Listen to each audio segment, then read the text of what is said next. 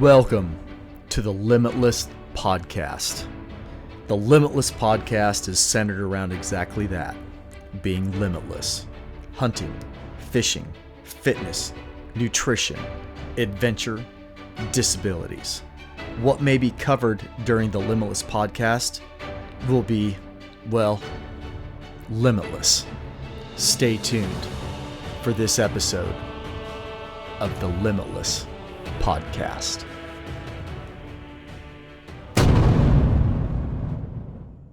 Limitless listeners, man, you are so lucky right now. I succumbed to one of my weaknesses this morning on the way home from physical therapy for my knee.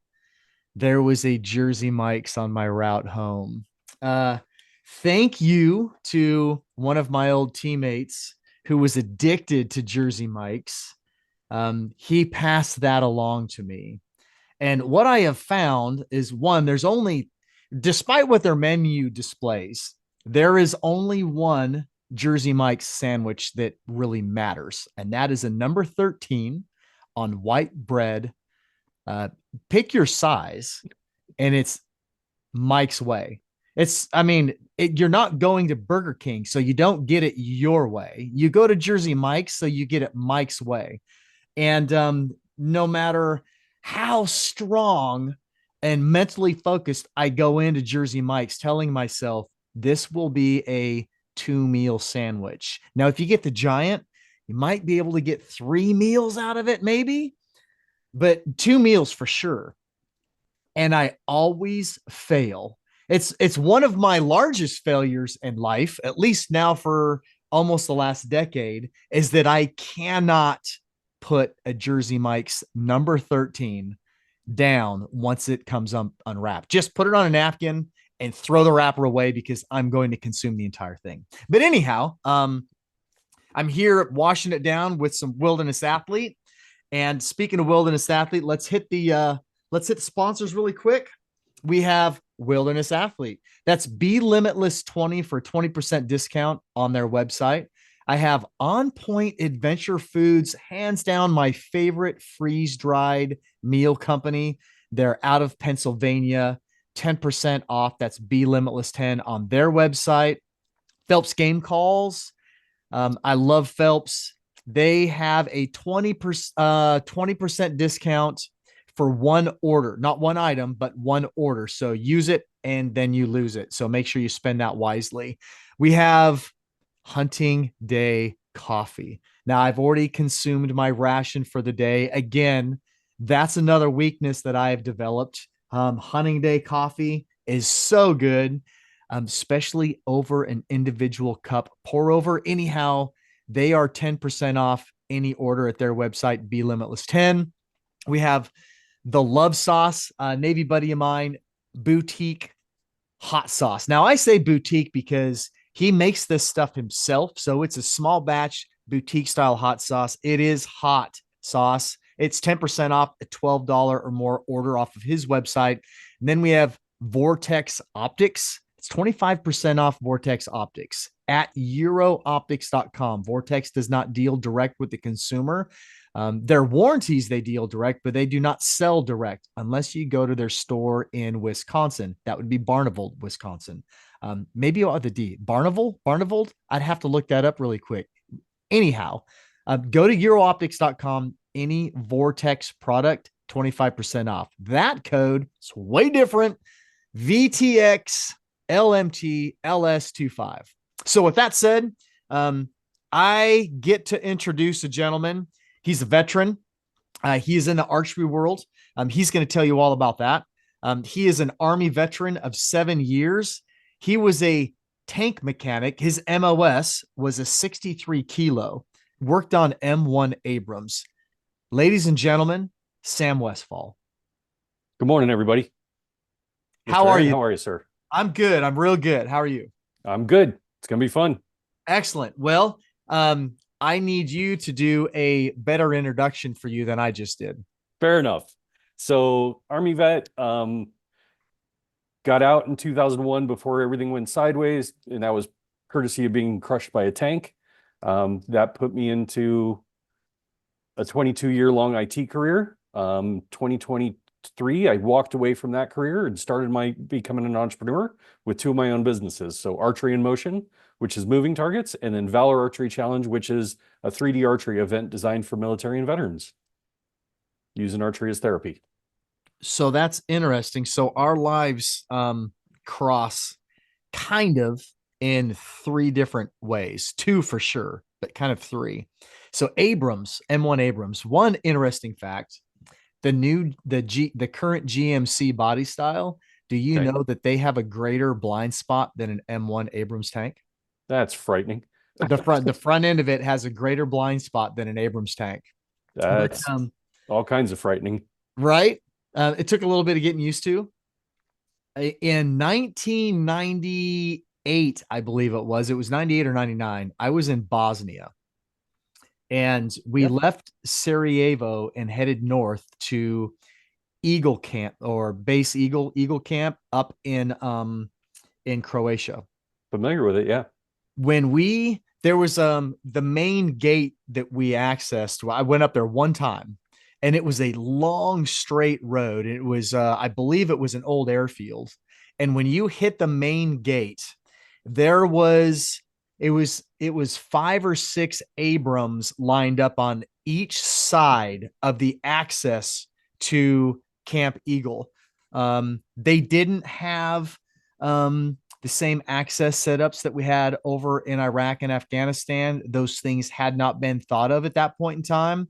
Right. Out on the airstrip, they had a line of Apaches just sitting proud. They had dudes standing on the side of the road, unbunkered. They're just standing there in their body armor with their weapons, but you were staring down the barrels of these Abram tanks Full pointing you in the, platoon. yeah, you're looking like you're getting muzzle blasted by Abrams as you're driving onto That's a base. bad day all around. Yeah, it was pretty impressive. Yeah, it was pretty cool. And then I was originally a radioman in the Navy. I went to radioman A school in 1991, and then radioman was merged with the data processors, and they turned both of those into a rate called ITs. And when they did that, I didn't want to be that, so I went to dive school, and then I went the EOD route and never looked back. I've that's interesting that you were in the IT field for what, 20 years, almost 20 years. Yep. Yep. 22. Yep. So interesting. Well, enough about that. So tell us about your archery businesses, because that's really where our lives connect now for our passion of the archery and archery industry. Sure. So a little bit of a backstory to that is that when I got crushed, so medically separated from the Army, when you've already got 7 years in, that becomes a significant career change and kind of Mm-hmm. puts you into a spiral, a little bit of depression. Same time, I also got divorced, which Okay. furthers that depression, pushes a little bit of alcoholism in there because, the Army didn't deter that at the time. Um, I was using firearms. I was using firearms, shot competitively prior to the military, shot everything the Army had to offer while I was in the military. And then, so I went back to firearms, trying to use that as my stress relief and kind of deterrent, as it were. Alcohol, depression, firearms, probably not the best scenario. So anyway, I had a buddy of mine grab a hold of me a number of years back and said, dude, just put a bow in your hands, just try it. Let's see how you feel. So I grabbed a bow, put an arrow, drew the string back, everything went quiet. Noises, the voices, everything was silent. When I let the arrow go, a little bit of stress, a little bit of anxiety, depression, PTSD all went out with that arrow. And I went, huh, let me try that again. So I grabbed another arrow, same thing, exact same feeling. That was almost 15 years ago, and I haven't looked back since. Archery became my therapy, and I've used it pretty extensively for the last, like I said, 14 years. To the point where when I decided to step into being an entrepreneur, what kind of entrepreneur do I want to be? What kind of problem do I want to solve? Well, the first thing I want to solve is a lack of moving targets in the archery space. We've shot for centuries at stationary flat paper or 3D animal targets. And the 3D Mhm. animal targets has only been around about, what, 30 years? So we've shot stationary targets for centuries. Probably not the best way to practice if you're a bow hunter. Probably not the best way to practice if you want a more fun, realistic shot. So my buddy and I got done with an archery shoot here in Colorado. We went to the bar, we're having a beer. He said, what we're missing out of that was a moving target. I said, you're right. So I grabbed a bar napkin, asked the waitress for a pen, started drawing.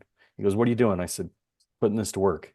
So my time in the Army as a tank mechanic dealing with heavy steel and welding, my time in the IT space, and then my time as a competitor with firearms and archery, drew out Archery in Motion's first moving target platform.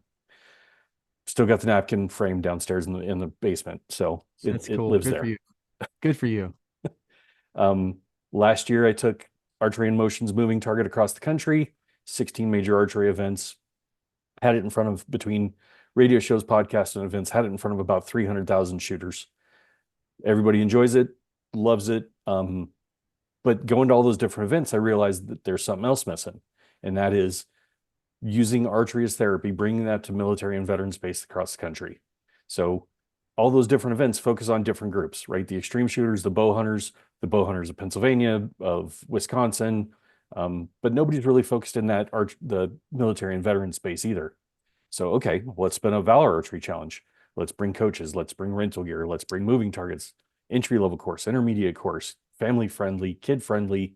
Let's bring it all to the table. Bring the veteran service organizations, the outdoor veteran outdoor hunting, fishing, and outdoor organizations, so that everybody can connect up. Active military can meet the veterans. Veterans can have the conversation with the active military, tell their war stories, and kind of bring it to a different sense of camaraderie, so that it's all one unit. That's fantastic. Good for you.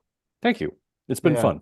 So you've when did you start Archery in Motion? 2022? So I started drawing in 22. First mover came out and the business formed at the February of 2023. Okay. So I just went over 2 years in Archery in Motion a couple weeks ago. So happy and pretty proud of that all in its own right. And then you're just launching Valor. Yep. So that started up about July of last year. First event was in January of this year down in Southern Colorado. The next event is in April, and that's going to be a much more significantly larger event. We're hosting it on Fort Carson here in Colorado. Like I said, bringing a variety of groups to the table. So veteran hunting organizations, about a half a dozen of them. Veteran service organizations is probably another close to a dozen. And then a handful of veteran-owned businesses that are also going to be there as retail vendors as well. How was it getting established on a military installation That for was a the challenge. marketing program? I had to go stand in front of a two-star general and a couple command sergeant majors. Thankfully, I'm a Fort Carson alumni, so I've got a fourth ID tattoo on my arm. So I went in on purpose with a short sleeve shirt on, so those two tattoos were exposed. Good for you. Play the cards, right? So was able to have the conversation, tell them what I wanted to do, tell them how it can benefit not only the military but the veterans, and kind of bring the community together. Um, Probably a 45-minute conversation, worked out really well, and they said, "Yep, we've got an MWR space that I think would work okay for you for now. Let's see how it goes. Let's put it to work. If it plays out, we'll see how to grow it down the road." So to me, that's a win. Huge win. Are you partnered with MWR in a current archery space? Like some bases, some facilities have arranged. Most of them are pretty dilapidated now. Yep. Are you connected with that? Or are you your own entity and access? So I am my own. I'm going to use the MWR space for probably the first couple of events. But I am taking all of their current environment down, and I'm bringing in all my own targets.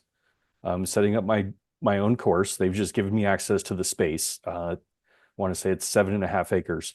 So I'm going to tear all their stuff down, set up my own course, set up my own targets, and kind of revamp what's there so they can see what it can really be.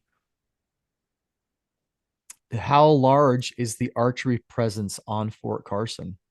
Um, I'm not sure how many shooters there are yet. I think that's going to be determined in April. But Colorado bow hunting is fairly significant. There's probably 14 to 15,000 bow hunters across the state. And while this event is focused on the military and veteran community, I am opening it up to the public because I want it to be more of a community event rather than just a archery event. Those that are military connected, part of your registration fee gets a challenge coin. If you're just a civilian walking through the door, yeah, you're coming to shoot for fun. but you're gonna meet some folks that you probably never interacted with, both directions. And how's the access for civilians getting on the base and being escorted? Thankfully, Fort Carson's MWR archery range is outside of the gate, so I don't have to deal with any special security. So that was huge. That's excellent. Good. Very good. So talk to us about that course that you're going to set up for that event. Okay, so kind of goes back to a couple different courses. So we've got an entry level course for those that have never shot before, 15 targets deep, nothing more than 20 yards. Everything's full broadside, and some fairly larger targets so that you get to work with a coach for a little bit. You get a better idea of form and shot process. That'll get you comfortable shooting. That'll get you comfortable slinging some arrows. That starts the trash talk and the camaraderie between that shooting group. Once the group is comfortable shooting there, you can shift on over to the intermediate course. That's going to take you out to about 50 yards. Half the targets will be broadside. The other half will be either hard quartering to or quartering away. And we're going to include some of the moving targets from archery in motion into that space as well. So it's going to create a little bit more challenge.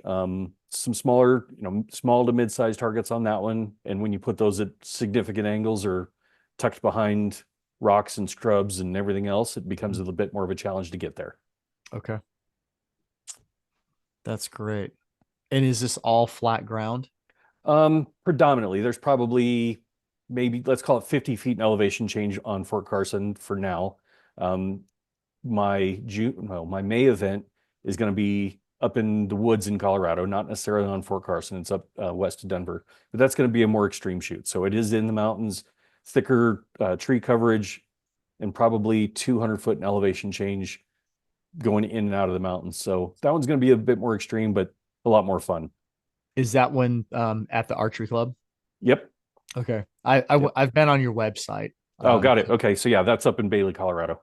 Okay. I noticed that most of your current scheduled events are at Fort Carson, but you have, I think it's 2 events up at that archery club. Correct. Yep. Trying to keep, again, I want it to be openly available and accessible to those that have never shot before. So, I bought 60 bows, so mixture of kids and adult bows, so that for you've never shot before, you don't have the equipment, I've got rental gear. Come on out. Okay. I've got half a dozen to a dozen folks that are coaches that have volunteered to step up and step in as a coaching space for those that have never shot before and kind of walk them through what that process looks like, help them so that they get more comfortable. And again, it really starts that connectedness amongst that shooting group. And then it really just builds from there. Okay. Are you doing any type of like novelty shoots Oh at these yeah, thank you events? for the question. That's the best. That's where it really gets fun. So, I've got a couple that I'm not going to talk about. You just have to show up and see what they are. But a couple that I can and will talk about is I've got one moving target that's going to be steel plate with about a 4-inch foam circle. So for those that know how to shoot small targets, cool. How do you do with a moving target? And we're going to put that out there at some distance. I've got a ping pong ball shoot that we're going to do is, if you can put an arrow through a ping pong ball at distance, all right, we can have a conversation. And then there's a couple others that are really going to be either some potential prize packages or some money packages. Okay.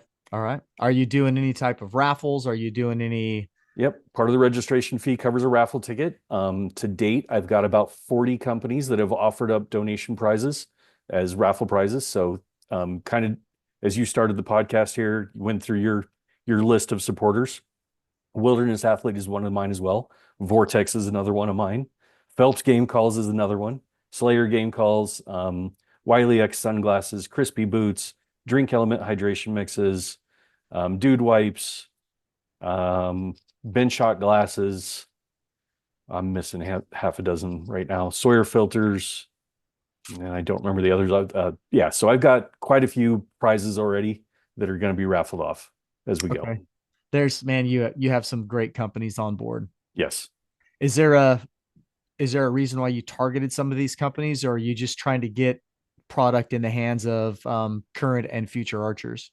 A little bit of both. I predominantly targeted companies that are hunting or outdoor related focused, Okay. because you and I both know A, archery is great for the military and veteran space, and B, the outdoors is huge for the military and veteran space.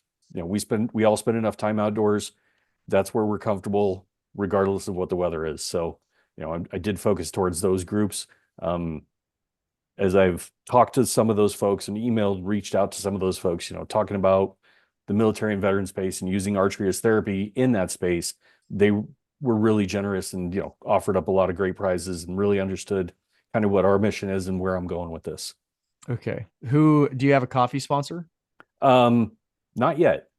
Do you want one? Absolutely. Okay, we'll talk. Okay, Yeah, I'd love to make an introduction. cool. To hunting day. Yeah. I've reached out to him, haven't had a reply yet. So Okay. Well, I would love to make that introduction. perfect. Happy, Excellent. happy to have the help. Okay. Tell me more about it. What else is going on at your shoots? Um, so I kind of hinted or talked about it a little bit, really bringing the veteran service organizations to the table. So groups like VFW, American Legion, Mount Carmel, Salute, Colorado have all said, yes, we absolutely want to be able to have a booth at these events and be able to talk to the military and veterans, those that are transitioning out, they want to connect up with those that maybe have never registered for any of those groups. They want to be able to have that conversation. And when you go to a lot of different type of outdoor related events, they usually have a vendor village kind of in the middle of the space that you can, Mhm. like a shopping mall, you're just going to walk up and down the aisle and move on through. I'm doing it a little different. So I'm taking more of like a golf course type scenario. I'm going to take each of those veteran service organizations or hunting organizations, and I'm going to put one directly at the shooting station on the archery range. So that you've got kind of a captive audience to talk with as the shooting groups move through. Do you have any concerns with stacking? There probably will be a little bit, but I've also got I'm scheduling knock times, so tee times in the golf Mhm. space. Yep. So I'm scheduling knock times on the range itself. So every 30 minutes, I'm going to release a group of 15 archers. So that'll help keep the momentum and the movement going. Now, if you get to shooting station 4 and you've got a shooter that wants to talk to the VFW for a longer period of time, either leave them and keep moving on, or B, let that individual circle back around when they're done shooting. Gotcha. Okay. But it, like I said, it really gives the opportunity for the VSOs or the hunting organizations to interact with those archers, potential archers. But it also gives those military folks a chance to meet the groups that, unless you go searching for them, you're not going to find them. No, that's a great idea. That's very interesting. I don't know if any other organization that does that. Correct. And that's, like I said, I've gone to 15 years worth of archery events and another 10 years worth of firearms competitions prior to that. And that's the one thing I noticed is they build a shopping mall in the middle of it, and you can walk and do the loop through the shopping mall, and you have the choice of whether you interact with those groups at all. Half the time, military veterans, they don't want to interact. They want to have that level of distance. They want to avoid that crowd. Mhm. So let's do it different. Let's set up those booths directly on the shooting station.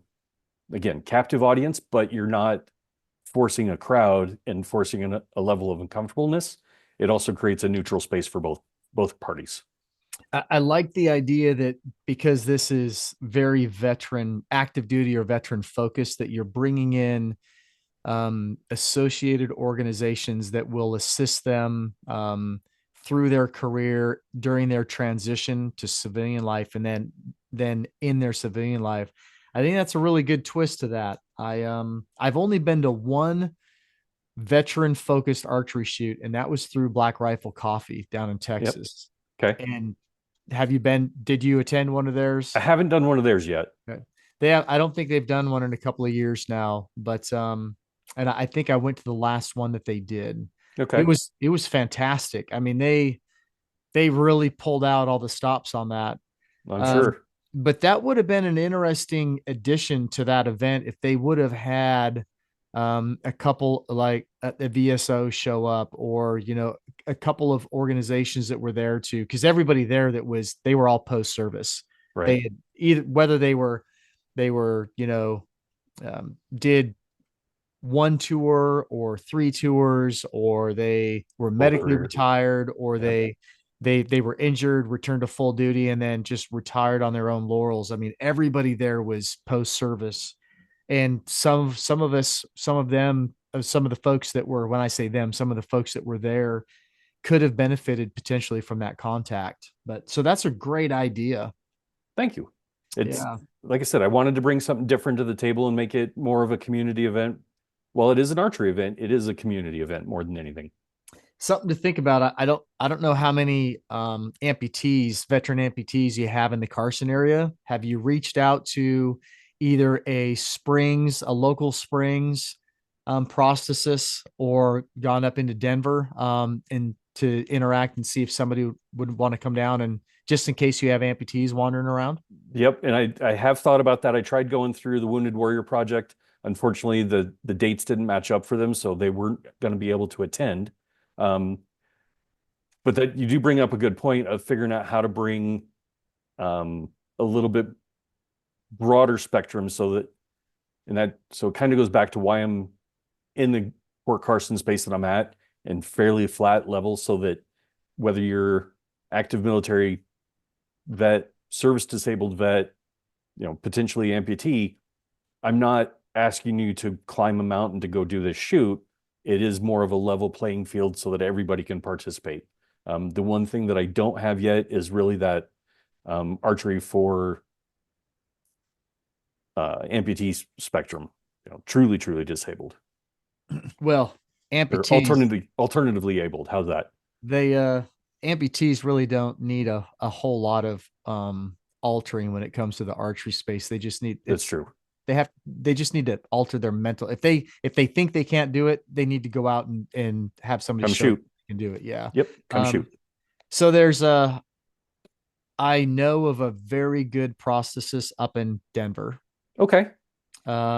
And you might, and I know of another really good veteran organization that has a slew of amputees that if they don't send um a table and a tent with some reps there, they might host or sponsor some of their amputees or some of their veterans to come. So we'll talk about that Yeah, that'd after be we record as fantastic. well. I don't want to throw out names and companies Yeah, all good. right now, and in case I don't want to lead listeners astray thinking that these Right. options will be there if they don't come through. But I would Yep. love to offer some assistance in that if I Yeah, can. that'd be fantastic. And the anything that's a VSO, anything that's a veteran hunting fishing organization, I'm offering up booths for free. So, Okay.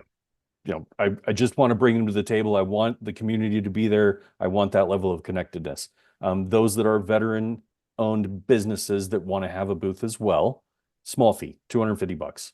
Okay. That's if you think about like a total archery challenge event, those vendor booths there are $1,000.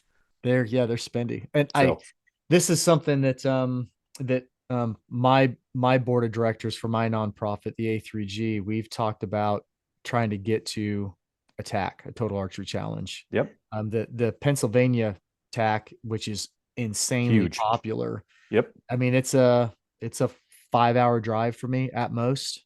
Okay. So it's super close. There's But another one out there that you might be interested in, Freedom Fest. It was Montage Mountain Archery Fest last year, and Montage Mountain Archery Fest is now combined with, um, I just lost the name of it. Um, anyway, we can circle up on that one as well. okay. But Yeah. it's northeast corner of Pennsylvania. Okay. We looked at that, but it's yeah, we looked at the NRA show. That's Yep. there's not many expo locations that offer really good discounted rates, or just um free 10 by 10 booth space for nonprofits, Right. any nonprofit. And I'm not, whether you're a veteran based, veteran managed, veteran focused, whatever your nonprofit is about, you are a nonprofit. Most of this, my nonprofit, I'm still paying out of my personal budget, my pocket, Yep. for a lot of our operational costs.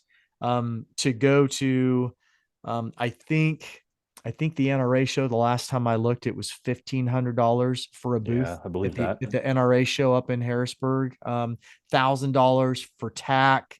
The Western Hunting Expo is 3 grand. Yep. I mean, Yep.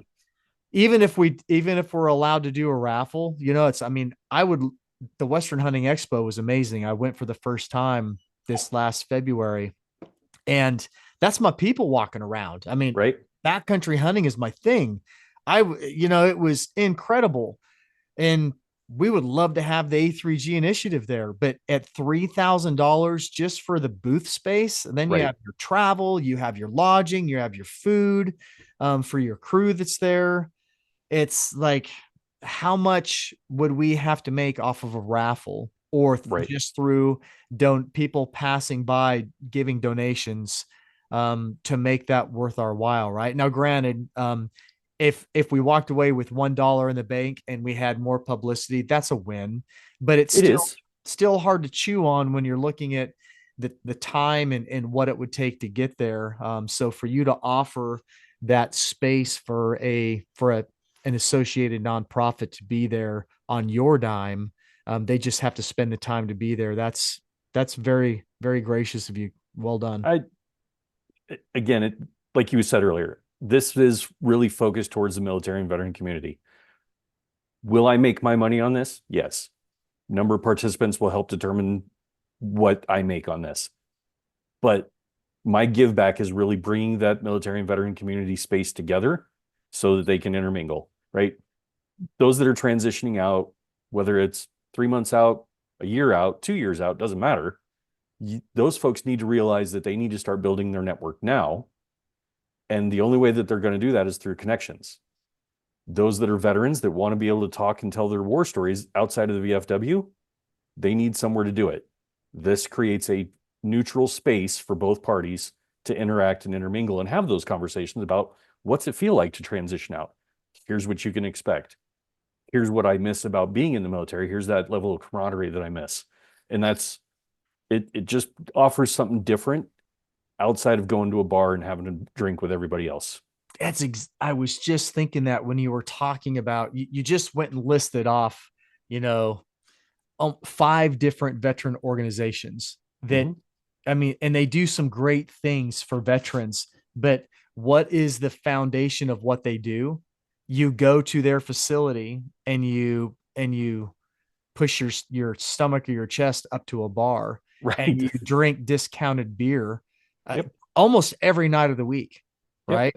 And so it's, when you get into an organization that is a and this is a great segue for what I was hoping we could talk about next. When you get into a post military or a post injury, if you're not a veteran, if you're an amputee, right? To transition your life from a dark sedentary space into an outdoor activity that is going to improve the Yep. mental and physical quality of your life. That's So archery. That is absolutely. 100% archery. That's not a VFW. That's not the Foreign Legion. That's not the Moose Club. It's not the Right. Elks Club. Those organizations do some wonderful things for people, but from a Can't argue that. therapeutic standpoint, those organizations lead most people to A uh, darker path. very greasy food and a whole lot of alcohol in your system. Yep. Now, again, I'm not saying anything about my brothers and sisters that are active members and participate in those organizations. They do wonderful things, but to truly work on your mind and your headspace and to move forward, especially people that are suffering from PTSD, TBI, severe physical handicaps or injuries, or they're missing limbs, you need to go find something very therapeutic to move you forward in your life. And that is It's archery. archery. Yep. Um, Looking behind you, and I had this conversation with a gentleman at a veteran beer club meeting last month. So you got firearms sitting behind you. And he said, Sam, I go to the gun range now as my therapy. I said, that's great. I did that for years and I understand where you're coming from. I said, but let me play this out and see if it resonates with you. he said, okay. I said, so when you go to the gun range, you're muffed up. The bulk of the conversation, if you have any conversation at all, is what gun, what ammunition. Mm-hmm. When you leave the gun range, your stress, your anxiety, your PTSD, your situational awareness, and probably, you know, your sleep patterns are all wonky for at least a week. Personally, when I went to the gun range, I would go to the gun range, I'd go to an event, I'd shoot. I probably wouldn't touch that gun again for 3 weeks to a month, on top of everything else that I just listed off. I said, so tell me if any of that resonates with you. He goes, I'm listening. I said, cool. When you go to the archery range, it's a different space. You're not muffed up. You can have a conversation. When you draw that string back, everything goes quiet. When you let that arrow go, that stress, that anxiety, all go out with that arrow. When you're talking about shooting with a bunch of veterans, military, close friends, because you've made those ties in the archery space, the trash talk comes into play, just like you had the military. That level of camaraderie comes back. And the key piece of all of it is there's no neurological connection between what you did in the service, shooting a firearm at a human silhouette, versus slinging an arrow at a foam animal. There's just no connection. So now you're creating new memories, having a lot of fun, and just enjoying the people that you're around. So the first thing I want to touch on is you mentioned my background, and this is kind of the funny part. I I love firearms. I grew up with them, made a living with them, still use them on occasion. I carry regularly. It's not my passion. I have a couple of favorite guns. I love Yeah. turkey hunting, and I do most of my turkey hunting with a shotgun. Oh, I'm Um, sorry. You switch to a bow. It's a lot more fun. well, we could talk about that. I have bow hunted turkeys. That's a whole nother story. If we want to get into that, we can. But yeah, I do. I love firearms, and I don't. If you walk through our house, there's not a ton of military paraphernalia inside my house. I don't have any military stickers on my truck. I don't wear Navy Chief stuff on my body when I'm out in town. I don't even think I own a piece of clothing that has Navy Chief on it. But when I podcast, my background is all firearms Yep. and military memorabilia, even though I shoot my bow every single day. Good for you. I don't have any animals. I don't have any archery stuff behind me. It's a very conflicting, hypocritical background. Um, but Sam, I totally 100% agree with you. And this could end up ruffling a few feathers, and that's fine. Um, People that tell me that going to the gun range and and spending time with their firearms is therapy. I've and again, it's everybody is different, but I've been there. I've made a Mhm. living with a gun. I've been to the gun range post military. It is stressful. You have so many different types of people at a gun range. There's so Yep. many egos Oh, at a yeah. gun range. There is so much noise at a gun range. And I am still, I, I haven't returned to any type of I haven't been on an operational status since 2017. And I still walk through society on alert, unfortunately expecting the worst from people around me. I am always ready to be offensive. I live my life. I refuse to be a target. I refuse to be a victim. And when I go to a gun range, that aura around me is even more heightened because now I have strange men that I have no idea who they are, why they're there, what their backgrounds are. What level of And training they have. yes, there is So everything I just listed off resonated with you then. it is not a relaxing environment whatsoever. And every time I go, it costs me money. So the Mhm. closest range that I have now, it's a 45-minute drive one way. They have a $20 fee. It's for all day. So I can leave and come back and still shoot.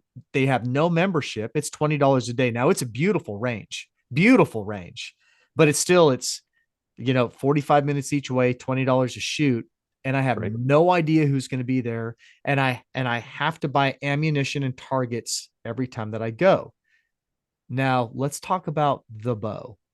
You can purchase a a used bow or a very affordable bow package, Absolutely.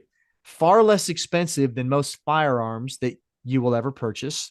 You don't need to go through the government to purchase one. You can drive right down this to a local store and purchase archery equipment. Um, when I was on active duty, you could take archery equipment on base because it's not considered a firearm. Correct. You can fly with it through Correct. TSA. It's not a firearm. You might get charged for your bow case because it's not normal luggage, but you Right. don't have to go through TSA the same way that you have to do with a firearm. Um, Once you buy that equipment, unless you break your arrows, lose your arrows, or you change your archery setup to a point that you have to purchase different spined arrows, once you buy that bow and those arrows, you can shoot them over and over and over again. Now, where can you do that? If you're if you're safe and you know how to shoot, you shoot in your house. You can shoot it in your house. You can shoot it in your garage. You can shoot it in your backyard. You can go down to the Okay. local archery range. You can There we go go. Okay. anywhere that is legal. You can shoot your bow anywhere that it's safe. Yep. And it's really hard to explain. You've put it into words. I can try to put it into words. When you nock an arrow and that whole draw cycle begins, the world collapses. Yep. Everything just comes into clarity and focus. And for that moment, all that white noise is gone. It is just a wonderful experience. Then the release happens. There could be stress after the shot, depending upon where the shot went, like into your Sure. refrigerator. And because I have put an arrow through a refrigerator. Um, I have a buddy of mine that put one through, missed the target shooting indoors, and ended up putting one into his main water line, and yeah. the basement filled in minutes. And so Yeah. when you were talking about shooting indoors, nope, just avoid that monster altogether. Just go shoot outside. I still do. But anyhow, it's it's a very different experience. It is. And when you It's go cathartic. to it is, and when you go to a public range, 9 times out of 10, the people that are there have a completely different demeanor Yeah. than what And, you encounter on the gun range. and they want to help. They do. There's very little to no ego. If you're Yeah. brand new to shooting and you ask somebody, hey, how do I do this? Somebody's going to grab a hold of you and coach you.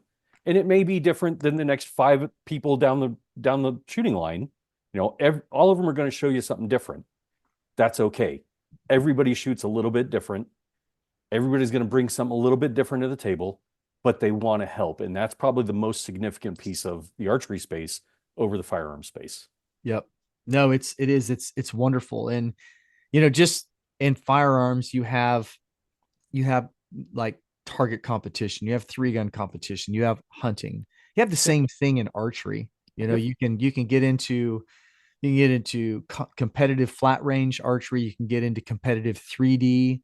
And there's so many different classes. You can get into traditional, you can get into compound, you get into hunting class. Yep. I mean, you can really get into the weeds You on. can go down a rabbit hole. Oh, absolutely. Or then you have hunting. And on top of that, you know, if you start getting into your own bow work, then that's a whole nother form of therapy. And It I is.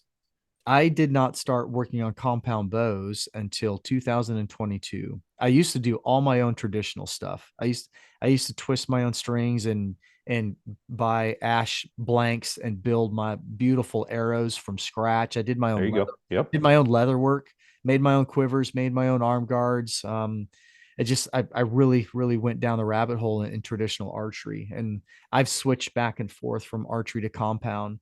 But I was always a little reluctant to work on a compound bow, especially once they got into cams and timing and all that. But I finally got to a place where it was time. It's like Yeah. I want to learn how to work on my own archery equipment. So I bought a little roller toolbox, and I drilled and bolted a bow press onto it, Yep. and I used to fletch my own arrows, so I mean that was easy. Yeah. And I bought a bow press and arrow saw, and I just started doing all my own stuff. I've built and tuned out 7 bows now since Nice. 2022, and that would be if somebody really wanted to get into the full spectrum therapeutic aspect of That's it. archery and how beneficial it can become for you. um, that's where it's at. No, it's significant. And that's I would agree wholeheartedly. And that's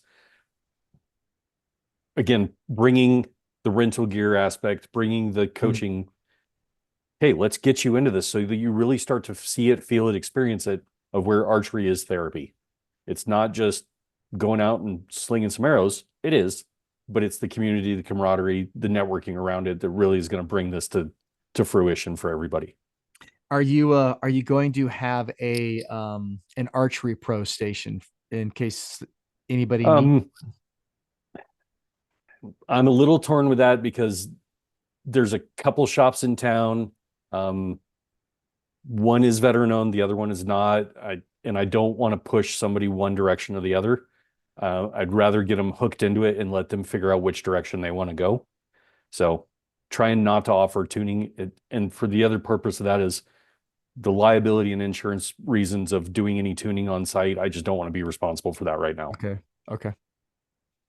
That's something that TAC went to in their vendor villages, though. Yep. There's a couple of different companies in the archery space that they have their trailers or their tents set up, and Yep. they're swapping peeps and checking timing. And that happened to a buddy of mine this last year. His bow went out of time on the course, and so Yeah. we went down in the village, and they were able to press it and get it back in time, and he was back in the fight. And Had that's had they that's not good, but man, if you're going to go to TAC, you want to make sure everything is set up and dialed long before you get there. Otherwise, it really becomes a very expensive day. Well, the Dave, we were there for 3 days. The Yeah. first day, he shot lights out, and second day, have no idea what. I mean, something stretched in his cables, and we were halfway through our first morning, and he just went down. The wheels fell off the wagon, Yeah. and we were checking every bolt head, screw, everything on his bow, and looking at his rest, his draw cord, all of it. And went down into vendor village after we finished the first course that morning, and they pressed it, and his timing was off. That was That would weird. do it. Yeah, it was weird, but excellent. Food trucks, you gonna have Um, so that's where it gets a little funky because then I've got to partner with AFES and the food truck has to be certified with AFES. And so I've avoided that part. Thankfully, outside of the Fort Carson gate, within probably 3 miles, there's, everything you could want for food. So avoiding that piece of it for now. okay. As we get up to some of the other locations, yeah, we're going to have probably introduce some food trucks, local veteran owned food trucks into the space. Okay. So this is year one. Yep. What does year so my impression of you is you have you have short-term, intermediate, and long-range targets. That's my Absolutely. impression of you. Okay, All day so long. what does next year look like? So 2026, so for 2025, we've already got 5 events booked. We're looking at another probably maybe two Okay. on top of that. 2026, however, in a couple different podcasts that I've been on lately, and even some of my connections through IVMF Bunker Labs in the entrepreneurial space, talking with folks of, okay, Sam, what would it take to bring you to Montana, South Dakota, Texas, South Oklahoma, or even Georgia and North Carolina?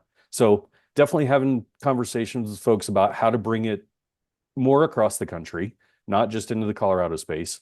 Um, and that's really the goal, is to figure out what that looks like and how do I make that happen. Okay. I was wondering if you're going to get out of Colorado or not. Now, I Yeah. love the Springs. I have some really good relationships on Fort Carson. And Well, come stay with them. Come shoot with us. well, I've looked and I wish that I could. I'm very interested in it. I just don't think this is a year for me. Oh, It's okay. also the reason why I was kind of looking at, what your intermediate long range target was, Yep. because I love the idea of it.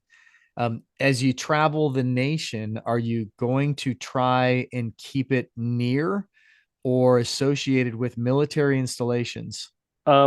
The primary goal is yes, is to keep it on or near on the military bases. There's a couple spaces, like when we're talking with a gentleman up in Montana, up in Northwest Montana. There's not anything from a military base perspective, but there is a large veteran contingent up there. He said he's got a friend of his that's a property owner somewhere along the lines of 3,000 acres up in that neck of the woods. He said, we could work with that landowner, take over the space for a weekend, let you build some archery ranges, call in all the veterans, let them come out and shoot and play and have fun, make those connections, and then tear everything down and move on to the next one. So Okay. there are options out there. And I've got, like I said, in a lot of the connections that I have, those folks are figuring out who to talk to that's got the right chunk of land that I can make this work. Or here's the connection on the military base in order to get you shooting there as well. So Okay. I'm writing notes for another yeah, topic after you're all we good. keep talking. um, so let's see, I was on so that was Montana. Uh, One of my other bunker labs ambassador compatriots is up in South Dakota. And so he's dead set and determined on how do I put together an event up there. So that's another one that's got a friend of his with 2,000 to 2,500 acres. Um, Already had the conversation with him. Gentleman's on board now. It's just a factor of timing. So Okay. Yeah, there are some military installations that still have decent archery ranges. I use the word decent very loosely. right, I spent a few years in Virginia Beach, Virginia, and there's two outdoor ranges there. They're both associated with clubs. One is a trap club. You have to be a member. of They've course. got a huge flat range, no cover whatsoever. And I think it's either a 50 or 60-yard flat range. Okay. Their targets are garbage. You have no buffer from the wind. You're Yeah. right in the flight path. And they used to have an incredible 3D range with an elevated 20-foot platform, Awesome. and it just went downhill. There's as much hunting as there is in Virginia and Maryland, Right. especially right up on the Atlantic Ocean. The activity level in archery clubs and archery ranges is they just don't exist. It's That's really sad. Yeah, I was going to say it's unfortunate. The Navy base in Virginia Beach has a small range, but again, it's dilapidated. The targets, you're blowing through the targets. It's Yeah. just a flat range. They have property there. They could establish probably at a minimum a 15 target 3D range if they chose to put the time and effort into it and promote it, and they just don't. And I've seen that in quite a few spaces here, especially in the last couple of years. Even talking with Fort Carson, I did a walkthrough of their existing range and looked at their targets, and they're like you said, they're blown out, they're worn, they're just destroyed. So I said, okay, if I'm going to do this, I'm going to bring my own targets to the table. Mhm. And so I've gone unique in that aspect of I didn't just go after a specific brand of target. I went with probably six major target manufacturers, and I got to pick and choose which targets I wanted. So whether Okay. that's snarling alligators or little cute bunny rabbits or tiny Bigfoots or Yetis or whatever the case may be. So I'm bringing a lot of new, different, unique targets to the table that most people probably aren't aware of or haven't even shot, and they're all brand new. So I can probably get, it's not a tack event where they got to sell their targets off every year because their targets are gone. I could probably Mhm. use these for a year and a half, maybe two, depending on what the level of wear and tear is. Have you heard of or seen dead nuts 2D Yes. targets? Yep. Um, do you have any of those for your shoot? I don't. I had a conversation with the owner of that group last year for archery in motion.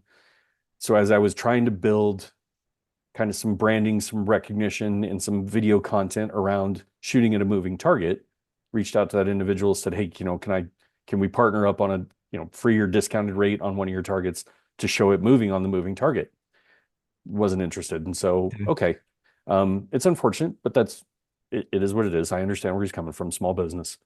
But at that same perspective, I can put 3D targets onto the mover and let it create its own space.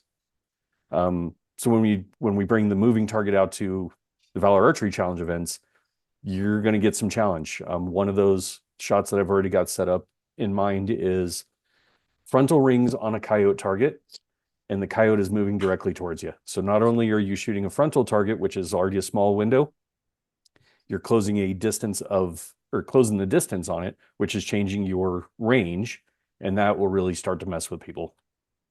Okay. That interesting. I just I bought a dead nuts target recently. Mhm. Their their their their visual 3D It technology is is cool. it is. And that would be something, especially if you want to catch the attention of a young archer Yep. or a brand new archer, where they take a shot and then you go down range with them and they get to see on an iPad or a camera, Yep. where that shot is in the animal. That's a very good visual that's going to grab people. All right, so you're going to make me do it. Yes, we are including some of that, the quiver technology, which is a 3D internal shot Okay. view. We're going to try to incorporate that on one of the novelty shots. Gotcha. Excellent. Very good. Very good. But you had to pull it out of me. That's all right. It's technology is, I think that's one of the things that's causing some of the old archery clubs to decline, is some of the older members, they don't want to change. That's a true statement. They want it to be what it was in the 60s or the 70s, Yep. or I, they don't want to change and grow with technology and where the younger generations are coming from, and it's killing them. and I experienced that very heavily with archery in motion. Um, those that are score shooters, point shooters, not necessarily bow hunters, but just strictly point shooters. If you put that stationary target, 3D animal target out there at 25 yards, they're shooting for points. They're going for upper 14s or they're going for center 12s. But when I put them on a moving target, it's ruining their scores, and they were getting frustrated or pissed off at it. And so, that's why they're adamantly against moving or transitioning to a moving target, because it messes with their scores. Because I had one guy that he was crushing high 14s most of the day, got to the moving target and hit a 5. It's interesting, the mentalities, right? Yeah. Yeah. But again, it's kind of what I said earlier, right? It's a centuries old mentality of shooting at that stationary target. Oh, absolutely. Yep, absolutely. And we all do it for different reasons, right? We're all in the sport for different reasons. I mean, Yep. we could go down the rabbit hole of crossbows. I'm a huge crossbow fan. I They have a purpose. They absolutely do. And if it's legal in your state, if you have a beef with it, stop whining about it on social media and go speak with your legislature, Yeah. because it's a legal weapon system. And in my opinion, I mean, we're going to end up going down a rabbit hole. We'll make it quick. I would rather have somebody pick up a crossbow and go shoot a crossbow, if they don't want to put the time and dedication into vertical archery equipment, because they have a better chance of an ethical shot on an animal than picking up their bow 2 weeks before season and not putting the work in and then wounding animals all day long. It's just that's heartbreaking. Here's my other thing, and then we can go back to talking about You're good. your endeavors. But it's, I look at crossbows like muzzle loaders. If Yeah. you own an inline muzzle loader with a magnified optic on it, and you're complaining about crossbows in archery season, you're a hypocrite. Agreed. Okay. Agreed. Because to me, it's the same thing. If you don't want people to use crossbows in archery season, then you should not be using an inline muzzleloader in muzzleloader season. You should be using a Yep. cap or a flinter, Yep. period. You have no argument Um, to stand on. so thankfully in Colorado, crossbows are legal during rifle season. They're not legal during archery season. Gotcha. I'm a huge fan of that. Now we do have a window within the archery season. It's a 7-day window for muzzleloaders to come out. But Colorado has a part of their regulation with muzzleloaders is it is a traditional firearm, no optics allowed. So it is strictly a front and rear sight aperture, open sight. So it puts you on a level playing field with what the rest of the archers are doing. It's interesting to me, Sam, that I know people that complain about crossbows, yet they'll take an 80-yard shot on a deer with their vertical bow. It's like oh, I'll take an 80-yard shot, but If you practice at it, I don't complain about crossbows. right.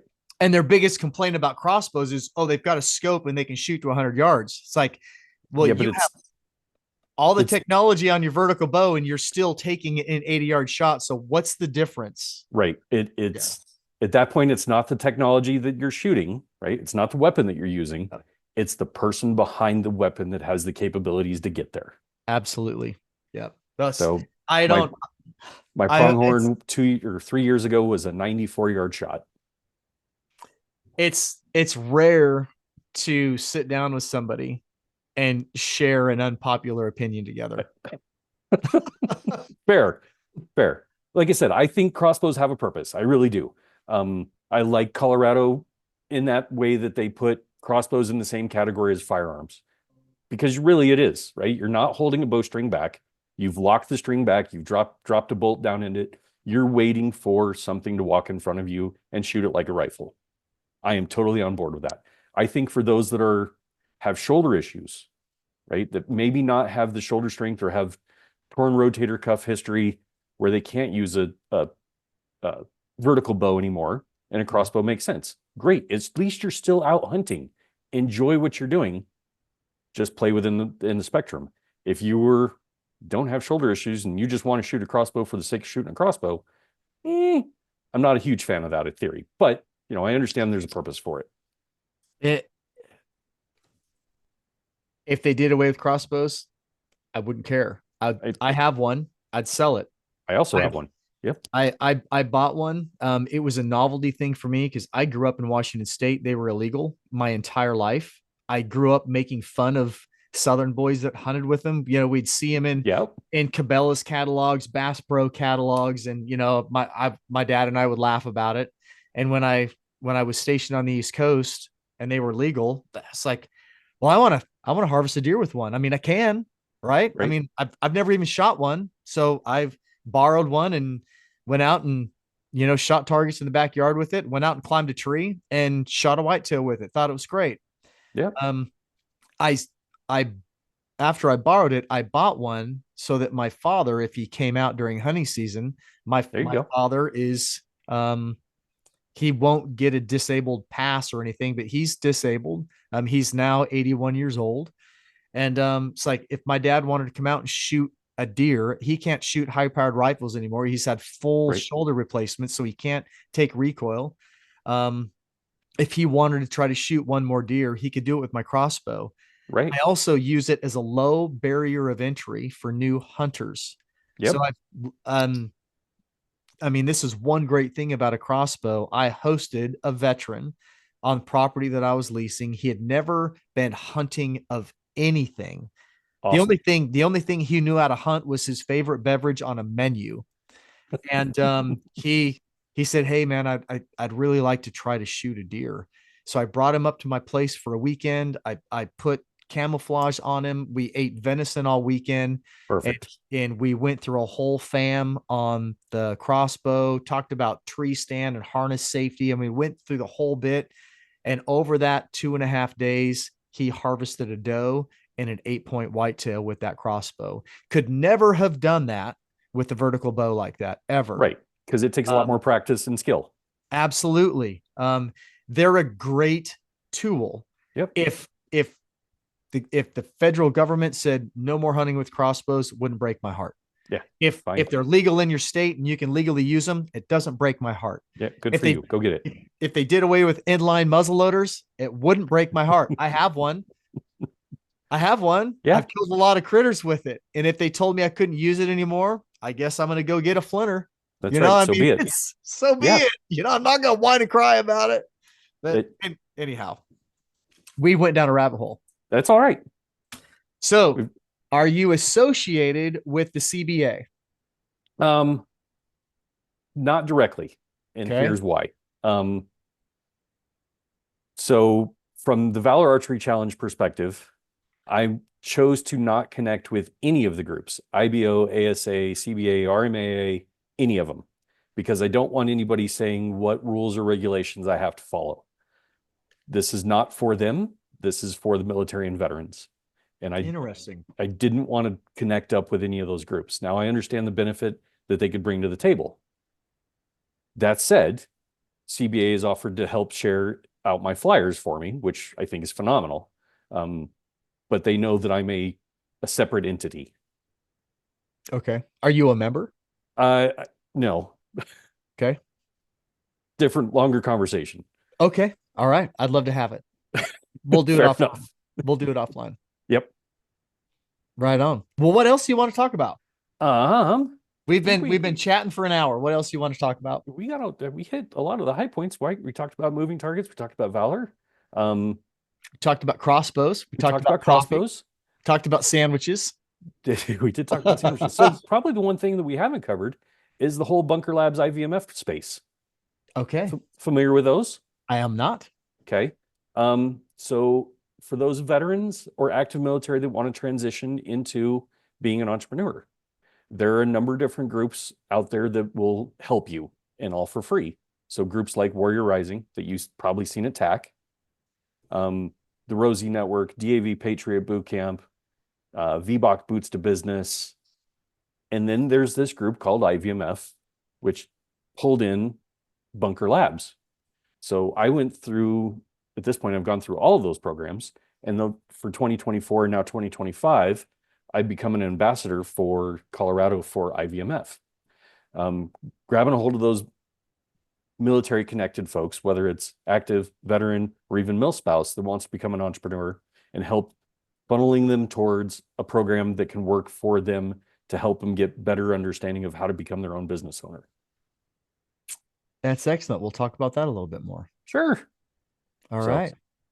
And so where can they find all of this information? Where are you at? Where can you be located? Contacted? Smoke signal? for the IVMF Summoned? space, All of it. uh, so for all of my personal stuff, no, we'll come back to that. So for the IVMF space, it's just Syracuse University, and look up Bunker Labs. Under programs, gives you a full list of all the different programs that are out there. VWise is one that's for female veteran or female military connected folks that want to become entrepreneurs. Even mil spouses in that one as well, I think. Bunker Lab space, and then there's, like I said, there's probably 6 other programs under the IVMF space that funnels anywhere from I'm a brand new entrepreneur to I've got a veteran-owned business that makes well over $1 million in revenue a year. CEO Circle is the program for that. So a lot of different programs, a lot of different connections that you can make through these. All offer good information, and then just help focus you towards where you're at versus where you think you want to be. And that it just gives a different perspective. You're not trying to do it on your own. And that's probably the key piece in the veteran space, regardless of where you are, what you're doing, working for a corporation or as an entrepreneur, you're not alone. There are groups that want to help connect and kind of network with you. Okay. So talk about your 2 programs. So for Valor Archery Challenge, website's easy, valorarcherychallenge.com. All the social media around that is Valor Archery Challenge as well. On the archery and motion space, the moving targets, it's archery, the letter N, motion.com. And same for all social media presence there. Okay. And you are on Facebook, you are on Instagram, you are on LinkedIn, TikTok and YouTube. Okay, there you go. I hit it heavy because I want to make sure that the brand is out there. The visuals are out there, and you can, I mean, if you want to talk Valor Archery Challenge, look at the videos out there. You get to see my smiling face talking about all kinds of stuff from archery as therapy to where we're going, what we're doing, what we're offering, and even gave a video the other day of some of the targets that are going to be on the event. Excellent. I love it. Is So there anything else you want to say before I close this out? thank you very much for having me. It's been a wonderful conversation. I look forward to doing another one with you down the road. Sam, it's been a pleasure. Yes, we will do this again, especially after you've had a couple of events so we can Yeah. talk about everything that's happened. Yeah, All absolutely. right. Well, I think one thing that we have in common through our two organizations, it's our catchphrase for the A3G initiative is overcoming obstacles through archery. And Very nice. that is what archery is able to bring to the table for not only an individual but for a group. And so I would like to stress to everybody, Sam is not a part of the A3G initiative, but he shares a passion for leveraging the therapeutic capabilities of archery to better mankind, and he's serving other people. So Sam is overcoming obstacles through archery. And Absolutely. with that, Sam, I'm going to hit this stop recording button. Be limitless, man. You too.